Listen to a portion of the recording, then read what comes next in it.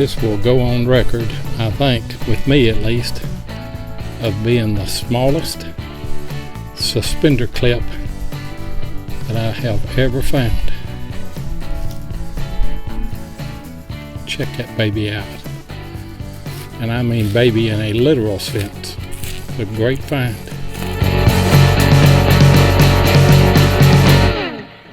You know, guys, sometimes what you don't see on a map is as important as what you do see. We don't have any old maps of our county. 1929 is about as far back as we can go right now. That's all that we found. And those are topographical maps from the USGS service. This house site was on the 29 map, and then the next topographical map that we have is 1939, and this house is gone. I knew this was an old site. We came to this site, and as you'll see, it has a lot of old relics, old Cohens and old flat buttons, just the kind of site that we're looking for. So that's a tip that may help you find some old sites when you don't have old maps. It don't take long for these things to dry out. Right up next to this big tree here. Brush this one off. It's another complete big old toe tap. I love finding those. I'll check up here in the front, clean it up, see if it's got a date. Most of them don't, but every now and then you get lucky. It's a good find. Just over from where the toe tap was, I've got a little bitty cuff button. Shank just broke off over there. That's a good find right there. It's another flat button. Somebody help me out on this, but that is an old comb, and I'm guessing that that is colonial period. Mike found out here in a big old cornfield. It's the kind of places we like to hunt, out in the middle of nowhere. Check it out right there, guys. I got me another flat button out here in the middle of the cornfield. It's not tomback. I thought it was, and it may be. I don't know. I don't think so. I think it's just brass, but I'll get it cleaned up and see. I don't care. I count those, broke or not. Cool. Well, here is this mic, but I'm filming it for, and out of that hole right there, I'm filming this for the mic with the coil boys. I'm not counting this one. I'm an honest man. But Mike has found a nice tomback out here in the cornfield. Another button spot. And I'll tell you something, guys. If you didn't vote for me, you may have voted wrong. Voted for the wrong man, I tell you right now. That's the button man right there. You may have, I don't know.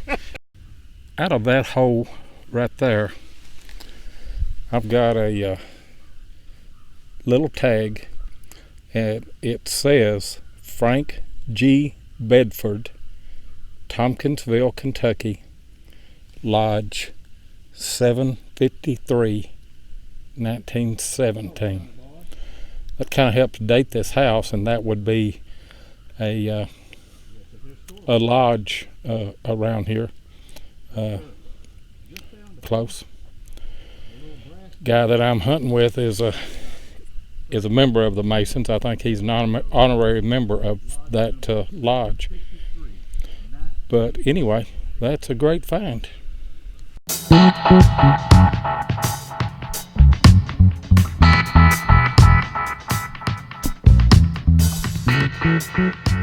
This Masonic Lodge tag, it's an interesting find and one that helps to fill in some of the history of this old house site along the Cumberland River. The tag says Frank G. Bedford, Tompkinsville, Kentucky, Lodge number 753, 1917.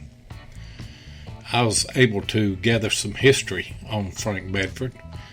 He was born August 12th, 1891 and died November 10th, 1942 and was married to Evie Finley. Frank would have been 26 years old in 1917 when this tag was made. Frank and Evie may have lived at this house site, but research, as well as the age of the relics that we found at this site, seem to indicate that this was Frank's father, Dr. Thomas F. Bedford's home site, and it may have even been the site of his grandfather's original house, Benjamin F. Bedford. If that's the case, this makes this one of the oldest sites in Monroe County. Benjamin Bedford married Lucinda Kirkpatrick, the granddaughter of the first man to settle in Monroe County, Moses Kirkpatrick, in the late 1700s.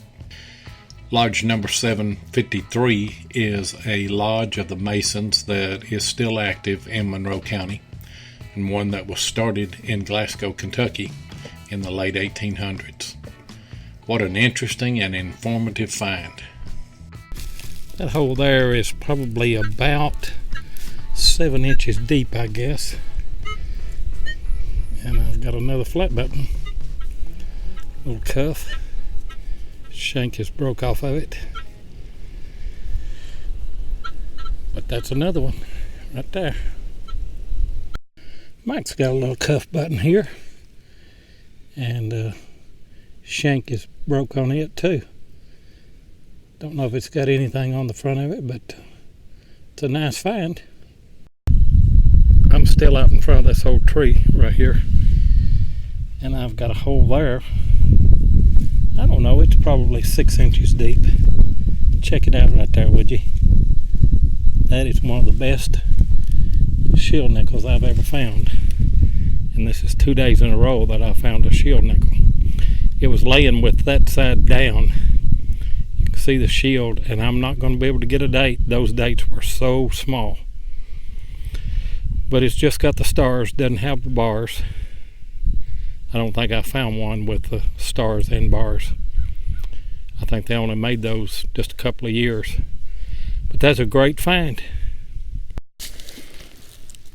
Out of that hole right there, about 6 inches deep, I've got another flat button. I sure thought this was going to be a coin when I first pulled it out. Look at the front of it there. Got that silver dip. I did see the back of it first, and I could tell where the shank used to be.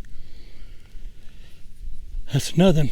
I'll tell you what, this is a great site right here. We're finding some great stuff. Out of that hole right there, I got a nice little rivet, probably off of a piece of horse tack. Find those quite a bit, but that's a good find. I'll take it. That hole right there's about 6 inches deep. I brushed this one off here. It's already starting to dry, and I've got another flat button, and it's going to have a shank on it. Yeah, it's got a shank. Man, that's a great spot right here. I'm loving this. Finding what I need to find. That hole there is every bit of 9 inches deep. And I've got another one of those black Kentucky tokens. Turn it around here. You can read just the BLY right there, but I know what it is because I found one at one of the other sites. This one here is good for 50 cents. Bly is just across the river, just a little ways. That's a great find. This one here was shallow. I've got a flat button right there, and shank is broke off of it, but it's going to have a back mark, looks like. I hadn't moved 3 or 4 foot probably. Got into another little hot spot. I want to do a shout out to Diggin' Canuck Canadian channel. You see it there on your screen. Shout out to my buddy Liz and her sidekick Kelly. Hey guys, this is a fun channel to watch. I know that you're going to enjoy Diggin' Canuck. So check them out. Like, subscribe, and share, and be sure and tell them that Seven sent you. Out of that hole right there, pretty shallow hole. And it's all to pieces. But it is another harmonica reed. Check it out, Mackie.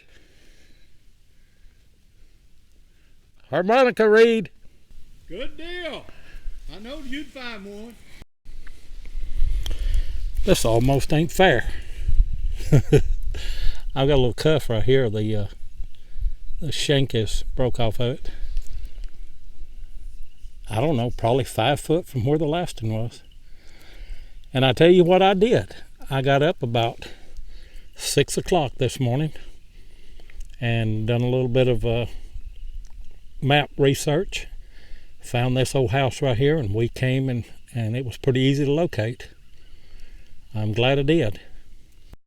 That hole there is 9 inches deep, and I've pulled another one of these chapel tokens from Bly, Kentucky. You can see it right there.